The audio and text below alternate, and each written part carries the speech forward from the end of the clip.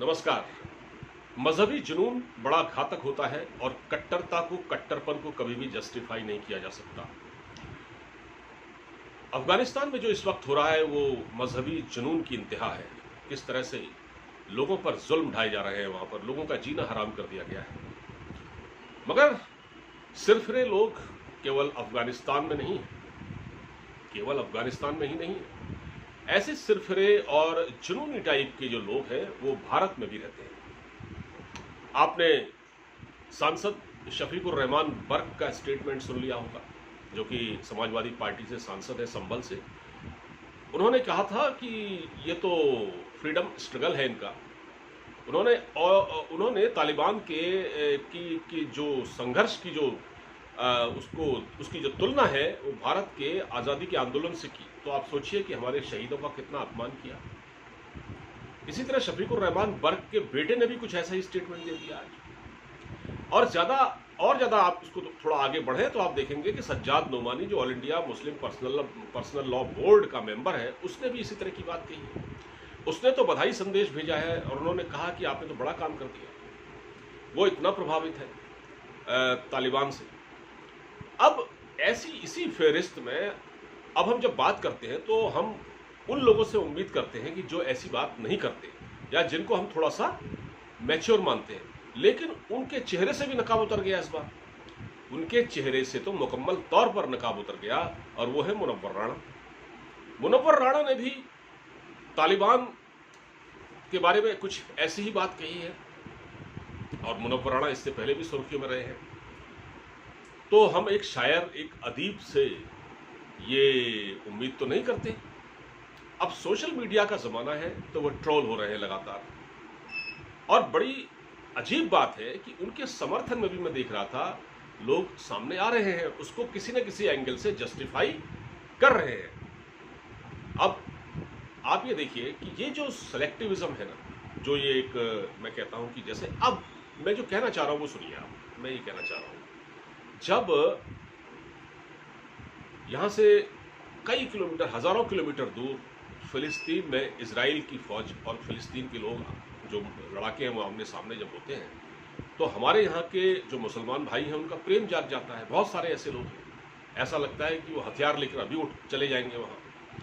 लेकिन अफगानिस्तान में तो मुसलमान मुसलमान को ही मार रहा है, वहाँ कोई आवाज़ नहीं है। वहाँ इन लोगों के मुंह में दही जम जाता है, ये चुप हो जाते हैं। तो क्या ये सेलेक्टिव अप्रोच नहीं है? आप फिलिस्तीन के पक्ष में इसलिए खड़े हो जाते हैं क्योंकि आपको यहूदियों से नफरत है।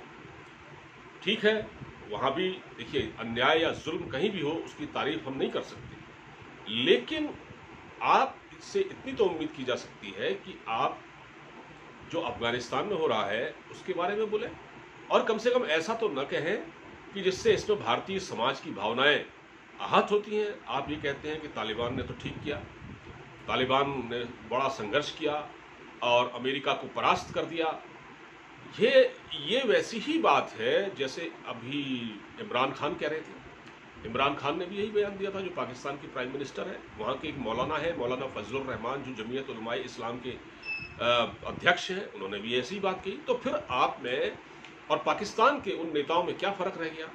मतलब आप जो है जुनून की इस इंतहा तक जा सकते हैं कि मतलब आपको ये फ़र्क करना ही समझ में नहीं आया। और ये अजीब टाइप का दोगलापन है जो मैं लगातार सोशल मीडिया पर देख रहा हूँ। और सोशल मीडिया का बहुत हम धन्यवाद भी करना चाहते हैं कि कम से कम सोशल मीडिया के आने से इन लोगों के खिलाफ बोलने के लिए एक मंच तैयार हुआ है, और सोशल मीडिया ने ऐसे लोगों को पूरी तरह से बेनकाब कर दिया है।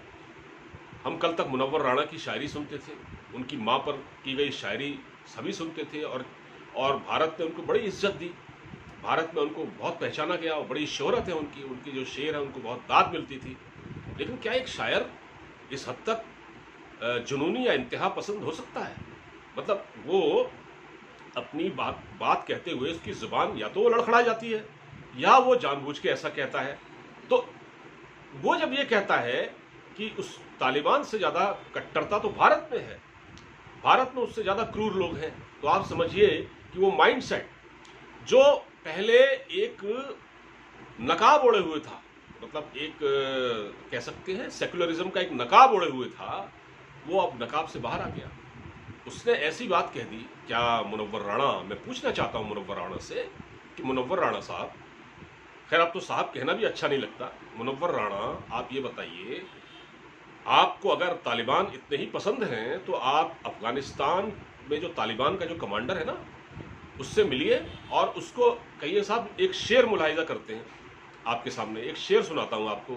फिर वो क्या करेगा, उसके बंदूक की नली से गोली निकलेगी सीधे। वो ये सब पसंद ही नहीं करते। वो किस कदर कट्टर लोग हैं, उनको मार काट के अलावा कुछ आता ही नहीं है। उनको बंदूक चलाने के अलावा, बंदूक उठाने के अलावा, ट्रिगर दबाने के अलावा कुछ नहीं आता। उनको आप क्या शेर व शायरी सुनाएंगे? तो जो आपकी शेर व शायरी नहीं सुनेगा, कि आप सुना के देख लीजिए उसको, फिर वो क्या करता है। मैं अभी किसी को सुन रहा था, उसने बड़ी अच्छी बात की। उसने कहा कि मुनव्वर राणा अगर एक शेर जाके तालिबान के कमांडर को सुना दे, फिर सोचिए क्या होगा। तो ये चीज़ें दिमाग में रहनी चाहिए, जहनी तौर पर इतना कट्टर होना और भारत में रहकर तालिबान का समर्थन करना। जब भारत सरकार तालिबान को मान्यता नहीं दे रही है, भारत के अलावा और भी देश हैं जो तालिबान को मान्यता नहीं दे रहे हैं, कुछ एक देशों ने दी है, जैसे चाइना तैयार बैठा हुआ है, पाकिस्तान दे ही देगा, रूस शायद दे ही देगा, लेकिन हमारी सरकार की पॉलिसी, हम तालिबान के साथ नहीं खड़े हैं। अभी हमने इन्वेस्ट वहाँ अपना पैसा भी लगाया है, लेकिन उस भारत को नुकसान हुआ है और पाकिस्तान में बड़ी खुशी मनाई जा रही है क्योंकि भारत वहाँ से निकल चुका है। वो तो यही चाहता था। मगर हमारे वहाँ के जो ये लोग हैं, खासतौर से सज्जाद नोमानी, ठीक है, जैसे इसके अलावा ये मुनव्वर राणा, इसके अलावा ये शफीकुर रहमान बर्क, उनका बेटा, और अब तो मैं देख रहा हूँ कि आगरा में शहर मुफ्ती ने कमाल कर दिया। मतलब उसने एक ऐसी हरकत की है कि उसने 15 अगस्त के दिन जामा मस्जिद में राष्ट्रगान गाया गया, झंडा फहराया गया, तो उसने उसको हराम करार दे दिया। मतलब वो जनगण मन गाना और वहाँ तिरंगा फहराना भी हराम हो गया। वो भी इन्हीं लोगों, वो भी इसी सोच का, इसी माइंडसेट का आदमी है। तो ये दोगलापन है और मुझे लगता है कि ये सोच जो है भारत में, इसको ज़्यादा तवज्जो नहीं मिलने वाली। और जो ये जुनूनी और जिस तरह का ये एक कह सकते हैं ना, ये जो एक माइंडसेट है, ये बहुत ख़तरनाक है इस देश के लिए और इसको बदलने की ज़रूरत है। और इन लोगों को समझ में आना चाहिए कि जो तालिबान का आज समर्थन कर रहे हैं, वो अगर एक बार अफगानिस्तान में जाकर रह लें, एक बार थोड़ा बहुत जाके वहाँ का देखें भाई, एक आध महीने जाके रहें, उनको पता लग जाएगा कि जो असली जो तालिबान है वो क्या है, तालिबान का असली चेहरा क्या है। फिलहाल इस वीडियो में इतना ही। आप मुझे इजाज़त दीजिए। नमस्कार।